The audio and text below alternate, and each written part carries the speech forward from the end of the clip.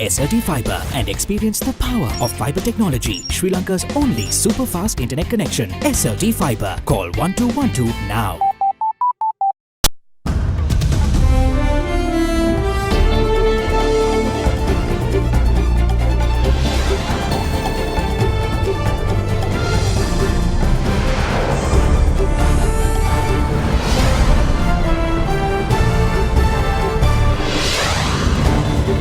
Tonight, MCC rumbles on. Concerns linger over Millennium Challenge Compact. This is an agreement which will have extensive implications within the domestic legal framework. If we see egregious governance abuses, we may suspend or even terminate the agreement. What will the new government do? Prime Minister would submit the entire genuine document to the Cabinet. Last journey. Former Prime Minister D.M. Jayaratne leaves the mortal realm. They should be thanked. Buddhist clergy believes two prominent UN peers inadvertently aided President Gotabe's election win as UNP divide continues to widen. All that and much more coming up on First at 9. This Saturday, the 23rd of November, 2019. මේ scene එකෙන් cut වෙන්න. ඇන්ටිජර් මවුත්වොෂ් සමගින් එන close up gel එක story එක start කරන්න. Hi. Hi. From AdaDerana, this is AdaDerana First at 9. Live from Studio 24 in Colombo. Good evening and welcome to First at 9. I'm Dhammi Kekanaka. Let's start with your local stories. The decision by the previous government to ratify and seek cabinet approval for the Millennium Challenge Compact agreement prior to the presidential election courted controversy and attracted much criticism from many corners. With the new interim government having taken office this week, with Prime Minister Mahinda Rajapaksa assuming the portfolio of Ministry of Finance under whose purview this agreement remains, he has promised to study the agreement submitted to the previous cabinet before taking necessary forward action. Sri Lanka Podujana Peramuna MP Uday Gammanpila, a vocal critic of the MCC agreement, said that the finance minister will be overseeing the relevant amendments and if Sri Lanka needs to move ahead with the pact or not.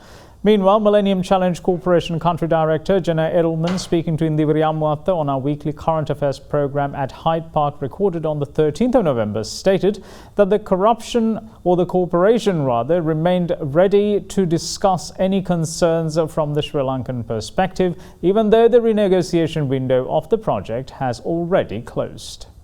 Gel scene action. Anti-germ mouthwash සමගින් එන close up gel එක story එක start කරන්න. The Millennium Challenge Compact has been one of the most controversial topics of discussion in recent months, drawing scathing criticism and allegations ranging from threats to the country's sovereignty to economic corridors that aim to split the country from west to east. With the new interim government having taken office, the new finance minister, Prime Minister Mahinda Rajapaksa, aims to study the cabinet-submitted agreement before taking further action in this regard. Millennium Challenge Corporation Country Director Jana Edelman spoke with Indiviri MALWATTA on our weekly current affairs program at Hyde Park recently, addressing some of the more pressing concerns. We place a lot of significance on good governance. That's how we pick our partner countries, which ones are eligible. So if we see egregious governance abuses, then we may indeed find ourselves in a position where we need to suspend or even terminate the agreement. Fortunately, MCC's only had to do that in a handful of cases over our 15-year history. When, for example, there's been a political coup or a military coup. We had that example, that situation in both Mali and Madagascar. Yes, the grant agreement is available online, but you'll see if you go to that particular clause that Sri Lanka can also do the same. So either party can terminate the agreement with 30 days notice. Land ownership, land buying, land leasing by MCC or the US government whatsoever in the compact, I would attribute this to lack of information, unfortunately, and a significant amount of misinformation. And we look forward to working with the new president and his cabinet after elections to brief him and his team on the program and also to take it to Parliament. What I can say about the timing and the timeline is there's no guarantee how long the funds will be available. Our board could decide to reallocate the funds to another eligible country to renegotiate the agreement. But we are, of course, open and willing to discuss it and to make any necessary tweaks that the Sri Lankan government and the Sri Lankan people feel are necessary after elections. With oversight from the board of directors, will manage the funds. Contracts, work will be paid upon delivery, but the government will also be managing a large amount of the funds as well for program administration funds, for example, and anything that's done in local currency. Meanwhile, former permanent representative of Sri Lanka to the United Nations, Dr. Palita Kohona, weighed in on parts of the agreement that he believes brings into question the intentions of the program's massive $480 million grant aid. Chief among his concerns were provisions relating to liability of the US government and the MCC and issues with jurisdiction of Sri Lanka's judicial system. Up to now, in no single year has the Millennium Challenge Corporation able to secure all the funding it has requested from Congress. There has always been a shortfall. And then we have a very crucial provision which says that any liabilities incurred by the US government, the MCC, or its employees and agents will not be the responsibility of the US or the MCC. The liabilities will be the responsibility of the government of Sri Lanka. We also have another provision which will exclude from the jurisdiction of Sri Lankan courts any liability incurred by the U.S. government, the MCC corporation, employees and contractors. The compact says that it will be governed by international law. Given the extensive impact of the compact on domestic law, domestic rights and obligations to restrict avenues of dispute settlement to international legal mechanism, I think is not exactly desirable. This is not just another agreement between two states, limited to actions taken between the two states. This is an agreement which will have extensive implications within the domestic legal framework. Sri Lanka Podujana Peramuna MP Uday Gammampila revealed that the agreement submitted to the previous cabinet is to be studied by Finance Minister Prime Minister Mahinda Rajapaksa in its entirety and submitted to cabinet for recommendations on future action. Prime Minister himself, in his capacity as the Minister of Finance, would submit the entire genuine document to the Cabinet, ensuring no page would be missing. And after scrutinizing that agreement, we can come to the final conclusion of the agreement. Now moving on with other stories, Prime Minister Mahinda Rajapaksa today engaged in religious observances at the Temple of the Sacred Tooth Relic in Kandy, where he also called on the chief prelates. It marked his first visit to the historic temple following his appointment as Prime Minister of Sri Lanka for the third time. දරුවාගේ අස්ථි ප්‍රතිශක්තිකරණ පද්ධතිය සහ මානසික ක්‍රියා නිසි පරිදි පවත්වාගෙන යාමට දායක වන කැල්සියම්, විටමින් C සහ යකඩ අඩංගු මයිලෝ සමගින් පෝෂණයෙන් ඉදිරියට. Prime Minister Mahinda Rajapaksa, who arrived in Kandy this morning, started the day by engaging in religious observances at the Temple of the Sacred Tooth Relic.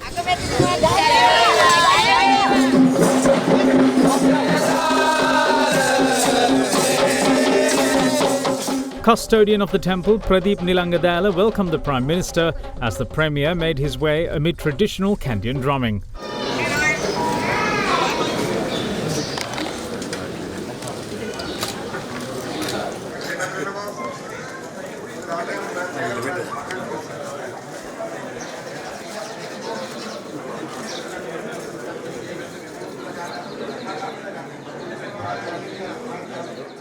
Keeping with the custom, the newly appointed Prime Minister also made a note in the guest journal.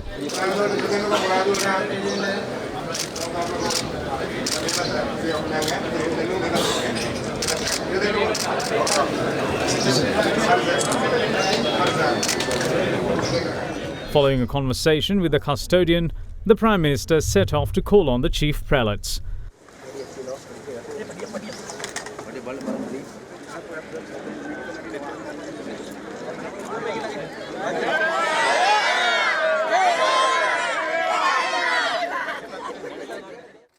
The first prelate he called on was the chief prelate of the MALWATTA chapter, Most Venerable Tibbatuwabe Sri Sumangalatera at the MALWATTA temple.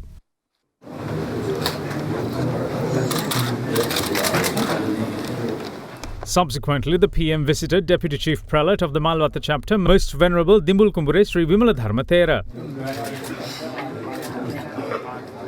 Later, the Premier called on the Askiriya temple and received the blessings of its Sangha Council.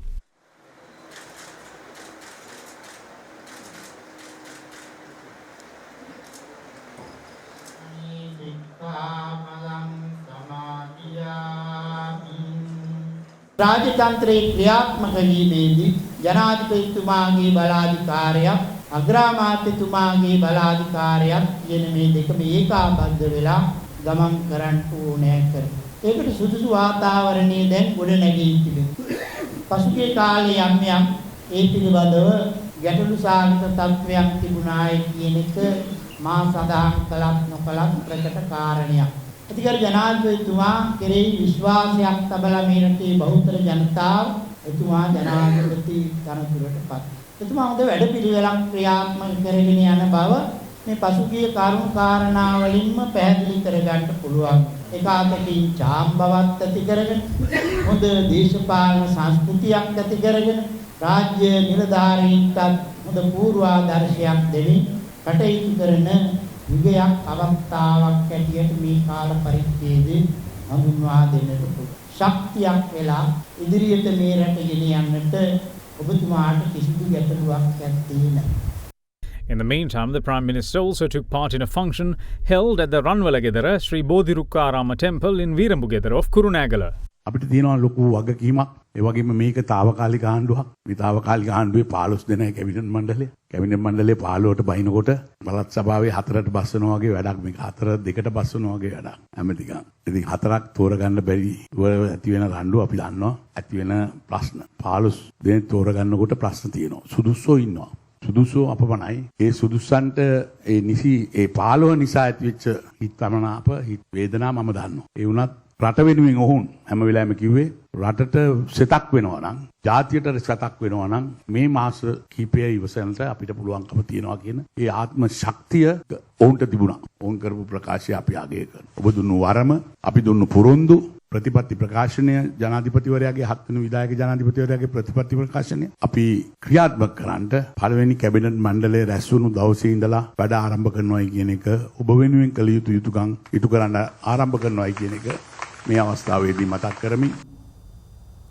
Now, Chief Sanganayaka of the United States believes that former ministers Mangala Samaravira and Ranjan Ramanayaka were catalysts in President Gotabaya Rajapaksa's election win. Addressing a gathering yesterday, Venerable Walpolepi Anandathera said that the duo's conduct inadvertently galvanized members of the Buddhist clergy against the government and they came together setting aside any existing divisions in sects. A meeting of Sri Lankan expatriates who returned to the country during the presidential election was worked off at the Abhayarame temple yesterday. අද මේ රට මෙතෙක් කල් ආණ්ඩු කළේ කවුද? හකීම්ලා තරුමුන් තමයි. ඒගොල්ලෝ හැමදාම මොකද්ද කිව්වේ? අපි නැත්නම් බලට ආණ්ඩු කරන්න බෑ කියලා කිව්වේ. නමුත් මේ මතය අපි කඩන්නට ඕනේ. නිකාය ભેදයෙන් තොරව සියලුම හාමුදුරු එකට එකතු වුණා. ඒකට පින් දෙන්න ඕන කාටද? එක්කෙනෙක් තමයි හිටපු ඇමති මංගල සමරවීර මහත්මයා. අනිත් එක්කෙනා තමයි රංජන් රාමනායක මහත්මයා. ඒ දෙන්නගේ හැසිරීම, ඒ දෙන්නගේ තියෙන අඳෝන, හාමුදුරන්ට බැනීම, ශාසනයට දොස් කීම, විනාශ කරන්න වැඩ කිරීම නිසා තමයි අතිගරු අපේ හාමුදුරන් වහන්සේලා සියලු දෙනාම එක පොදියට එකට එකතු වෙන නිසා යත්තන්ට පින් දෙන්නම ඕන. අද ඒ ආණ්ඩුවම පිරිස් කියනවා අපිට වෙච්ච ලොකුම දේ තමයි මේ මහා සංඝයා වහන්සේත් එක්ක චීවරයත් එක්ක මේ එක්සත් ජාතිපක්ෂයේ නායකයෝ හැප්පිච්ච එක තමයි අපි අවාසිය. හැප්පුණේ කොහොමද? ගොම් පොරේට ගොනා කැඳවන්නේ ආරාධනා කරන්නේ මොකක් කළද? රතු පාට රෙද්දක්. රතු වර්ණය දැක්කම තමයි ගොනා කුලප්පු වෙන්නේ. අපේ මේ දේශපාලන වෘෂභයන්ටත් දේශපාලන ගවයන්ටත් එහෙමයි. ඒක කහ පාට දැක්කම ඔන්න කුලප්පු වෙනවා. කහ චීවරය දැක්කම තප්පුලන. අනින්න පනිනවා. කඩාගෙන දුවනවා. කම්බත් දාලා ගැට ගන්න බෑ නාකාගුල. මේ පහුගිය කාලේ උනේ ඒක. අපිට තියෙන සංඛ්‍යාලේඛන වල හැටියට විදේශගතව වැඩ වාසය කරන අපේ නායක හාමුදුරුන් වහන්සේලා 26 නමකට වැඩි. ඒ වෙනුවෙන්ම මෙහෙට වැඩම කරනවා. මේ සටනට නායකත්ව දුන්නේ ඔබ වහන්සේ. මේ ජයග්‍රහණේ කොටස්කරු නායක හාමුදුරනේ මෙහෙම වර්ගීකරණයක් කරොත් මේ විදේශගත අපේ සහෝදර ප්‍රජාව වැඩිම කැපකිරීමක් කරපු කණ්ඩායම. ගෝඨාභය රාජපක්ෂ මැතිතුමාපත් උනේ තවත් ජනාධිපතිවරයෙක් විදියට නෙමෙයි. ඔහු ශක්තිමත් කශේරුකාවක් සහිත රාජ්‍ය නායකයා. අපිට ශක්තිමත් රටයි අවශ්‍යයි. The divide within the United National Party seems to be widening, with some of its parliamentarians insisting that Sajith Premadasa be given the opposition leadership along with the party's leadership. They also call on former Prime Minister Ranil Wickremesinghe to honour the people's mandate. Let's take a look at some of the views expressed today. මේ අවස්ථාවේ විපක්ෂ නායක ධුරය සජිත් ප්‍රේමදාස මැතිතුමාට ලබා දිය යුතුයි. මොකද අද අලුත් ගමනක් ආරම්භ කළ යුතුයි අපේ කණ්ඩායම. එහෙම ඉඩ දෙන්නේ නැත්නම් ජනතා ඉල්ලීමට අහුම්කම් දීලා අනාගතයේ දැක්මක් තියෙන ආණ්ඩුවක් ගොඩනගන්න පුළුවන් ශක්තිමත් නායකත්වයක් ඕන. ඒ සඳහා කුමන හෝ දේශපාලන වැඩපිළිවෙලකට යා යුතුයි කියන ස්ථාවරය අපි ඉන්නේ. අපි දේශපාලනයට එනකොටත් අපි මම හිතන්නේ පාසල් යනකොටත් අපේ පක්ෂයේ නායකයා හිටියේ රනිල් වික්‍රමසිංහ මැතිතුමා. මේ ඇවිල්ලා ඉන්න සියලු දෙනා ඉල්ලන්නේ අලුත් ගමනක් යමු සජිත් ප්‍රේමදාස මැතිතුමත් එක්ක ගමනක් යමු කියලා. මේ අය කියන්නේ එහෙම ගමනක් යන්න අපහසුතාවකම් තියෙනවා නම් වෙනම ගමනක් හරි යමු කියලා තමයි මේ අය යෝජනා කරන්නේ. ඒක ඉතින් අපිට මිනිස්සුන්ගේ මතයට ගරු කරන්න සිද්ධ වෙනවා. මේ වෙලාවේ කරන්න ඕනේ අහිංසක පාක්ෂිකයා රැකගන්න වැඩපිළිවෙලක් මිසක් තම තමන්ගේ ඩීල් වෙනුවෙන් ආණ්ඩුවට සහයෝගය දීලා රජයට සහයෝගය දක්වන එක නෙවෙයි. ඉදිරියේදී මම බොහෝ දුරට මේ පක්ෂයේ මේ තත්ත්වෙම තිබුණොත් මේ නායකත්වය දිගින් දිගටම තිබුණොත් මම දේශපාලනයෙන් අයින් වෙනවා. අයින් වෙන තත්ත්වයක් තුළ මට කියන්න පුළුවන් වෙයි කොහොමද මේගොල්ලෝ ඔවුන්ව ආරක්ෂා කළේ ඔවුන්ට දඬුවම් නොදෙන තත්ත්වය. ඉතින් මම හිතනවා ඉදිරි මැතිවරණය පක්ෂ නායකත්වය වෙනස් වෙලා විපක්ෂ නායකත්වය වෙනස් වෙලා අලුත් මුහුණුවරක් දුන්නොත් අපිට මේ මැතිවරණය හොඳ තරගයක් දීලා අපිට ජයග්‍රහණය කරන්න පුළුවන් නැත්නම් බලගත් විපක්ෂයක් හදන්න පුළුවන් වෙයි කියලා. ආලේකම් තුමාට ඕන දෙයක් කරන්න බෑනේ. ඔව් ඉදිරිපත් කරන තනි මතයක් පක්ෂයේ මතේ වෙන්නේ නැද්ද? පක්ෂයේ മന്ത്രിයෝ කැඳවන්නේ නැතුව පක්ෂයේ මතය අහන්න බෑ. ඉතින් ශ්‍රී ලංකාවේ පක්ෂය දැන් දෙකට කඩුණා කිව්වා. ඒ කැඩිච්ච කොටස ආණ්ඩුවකුත් පිටිටෙව්වා. ඉතින් අපිටත් එහෙම බැරි වෙන්නේ නැහැ නේ එහෙම ගියොත්. හැබැයි අපි එහෙම යන්න හිතලා නැහැ තාම. We'll see you again after this very short break. Stay with us.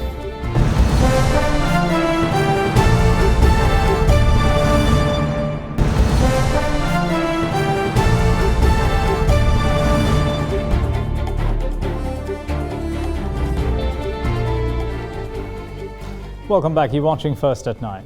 Now, with a general election looming and people-mandated Brexit in disarray, Britain's Labour Party has taken time to spare a thought for Sri Lanka. Now, in its election manifesto, the Labour Party pledges to work for the protection of human rights for Sri Lankan minority Tamils and Muslim populations. It reads, quote, "We will work through the UN and the Commonwealth to insist on the protection of human rights for Sri Lanka's minority Tamil and Muslim populations," unquote. The manifesto goes on to say that around the world, human rights defenders, civil society activists remain vulnerable to attacks often carried out with impunity. The party pledges to appoint human rights advisors to work across the Foreign Office and government to prioritise a coordinated approach to human rights and advocate for human rights at every bilateral diplomatic meeting.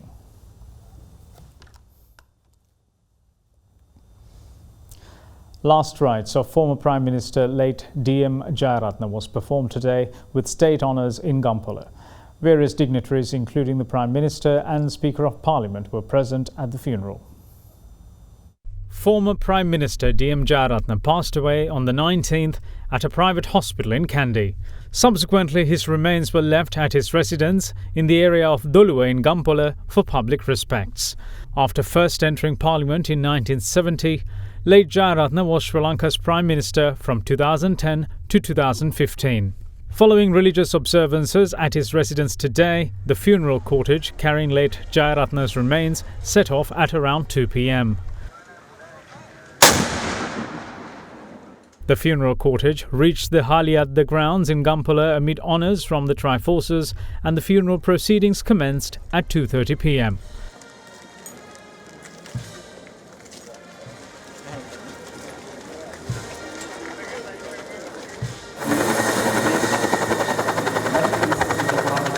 Members of the Buddhist clergy from all three sects also performed religious rituals at the funeral grounds.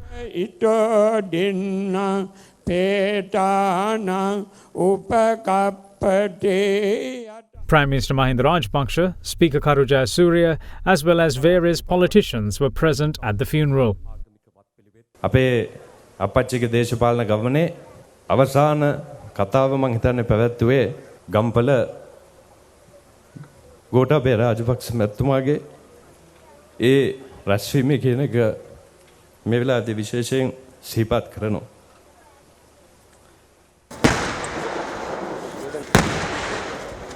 The remains of former Prime Minister, late D.M. Jayaratne, was cremated amid gun salutes of the army with state honours.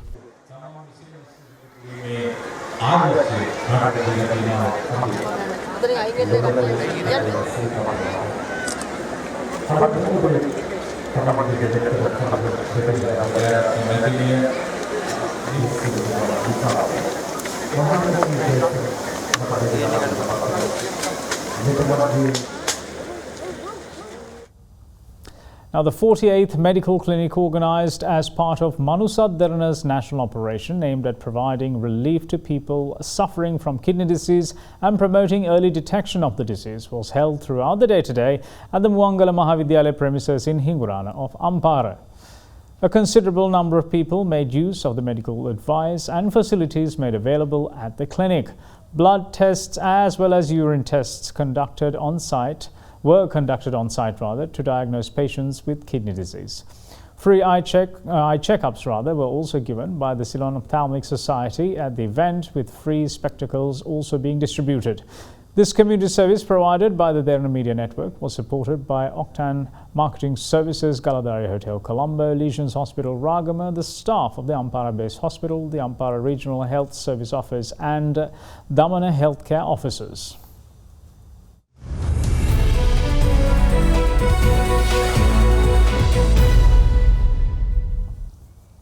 Now, the Chinese telecom giant Huawei said today that the US government's order to buy US telecom companies from using federal funds to buy products from Huawei is unlawful. The response came after the US Federal Communications Commission listed Huawei and its industry peer ZTE as so-called threats to national security and thus barred companies from using money from its Universal Service Fund, which is $8.5 billion every year, to purchase technology from the two Chinese companies. According to a statement issued by Huawei, the US government made the decision based on selective information, innuendo and mistaken assumptions, and it provided no evidence that Huawei poses a security risk. FCC Commissioner Jeffrey Stark said it could cost as much as $2 billion to replace the equipment in US rural networks. On Monday, the US Department of Commerce extended a temporary license, loosening restrictions on business deals with Huawei for another 90 days.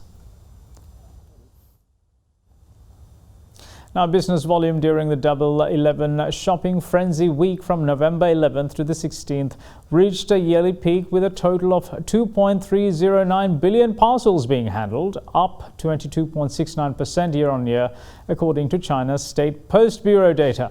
The maximum daily processing volume reached 535 million parcels, a year-on-year increase of 28.6%, which is 3.2 times the daily processing volume as of Thursday evening. Apart from the remote areas, the main delivery enterprises had delivered 2.251 billion parcels, accounting for 97.5% of the total delivery volume. We'll return after this short break. Bear with us.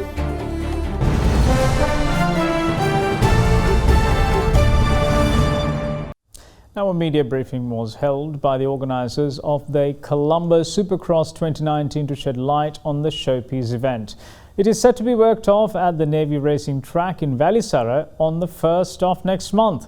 Organisers insisted that the level of competition will be high at this year's edition of the Colombo Supercross.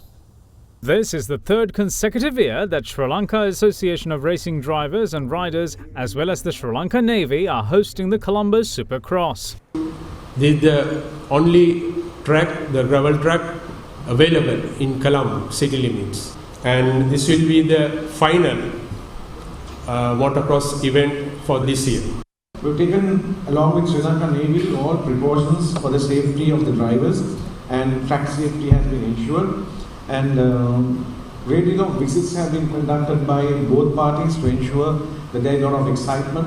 As you know, this is one of the tracks where there is uphill and downhill stages, and it's a very technical track, and there is a lot of challenges. So there are extreme conditions compared to other tracks. And that's it from all of us here at First at 9. Thanks for watching. Bye-bye.